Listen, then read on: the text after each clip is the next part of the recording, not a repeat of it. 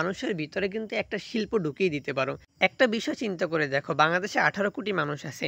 তারা সবাই কিন্তু আর্ট করে না, সবাই কিন্তু এভাবে আর্ট দেখে না অনলাইনে। কিন্তু এই 18 কোটি মানুষের ভিতরে তুমি একজনকেও খুঁজে বের করতে পারবে না যারা এই আর্ট শিল্পটাকে ভালোবাসে না।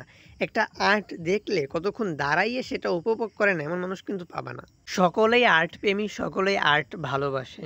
আমাদের শিল্পীদের উচিত এই আর্টটাকে তাদের কাছে পৌঁছে দেওয়া, তাদের মাঝে ছড়িয়ে দেওয়া। সেটা অনলাইনে হোক কিংবা অফলাইনে হোক।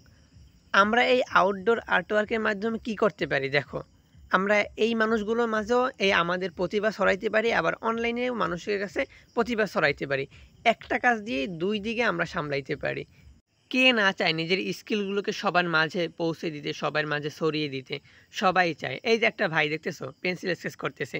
আমি যখন শুরুতে আসছিলাম তখন ও আমার কাছ থেকে কিছু পরামর্শ নিয়েছিল।